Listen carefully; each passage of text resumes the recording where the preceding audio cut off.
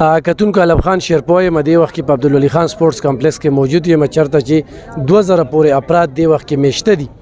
دې وخت کې موږ د پېښور شاه ولي الله چې کوم دی ناظم دی زموږ سره په څنګ کې ولاړ دی سره د خپلو ملګرو د دم مننه کوو د هغه ټولو خلکو مننه کوو چې د هغوی چارسدي طرف ته پاملرنه کړې ده ځکه چې دې وخت کې صوبایي حکومت هم غریب دی او دې وخت کې ضلعي انتظامیه چې کومه ده ډېره بې بسه ده. سهار نه واله دې ټیمه پورې دوی ناشته قدرې خو هم نه ده کړې.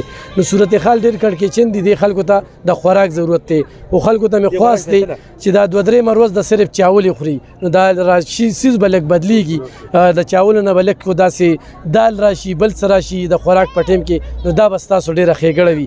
خو د زړه د تله چې کوم دی د دوی شکریا ادا کوم چې دوی ځان سره ډېر زیات سامان وروړی دی او دغه ټینټ په ټینټ به ګرځي. شاه ولي الله صاحب ډېره زیاته مننه 400 د دغه متاثرینو طرف نه زه ستاسو شکریا ادا کوم. څه به وایې په دې یو جهان مننه.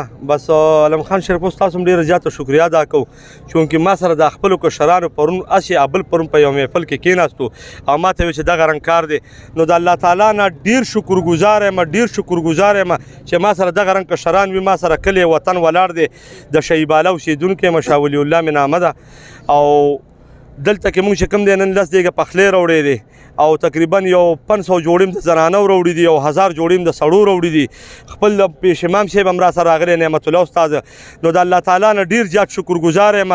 خو د حکومت ته زما دا یو درخواست دی یو اپیل دی چې بله ورځ زما چې کوم دی د 15 ځوانان 15 رونه چې کوم دی د یو دغه د لاسه لاړه چې 15 ګنټې په یو کاڼي باندې ولاړو الان کې هلیکاپټر راځي او ګرون اوچي او چې کوم دی زما 15 ځوانان چې کوم دی د دې حکومت د لاسه بې بسه لاړه.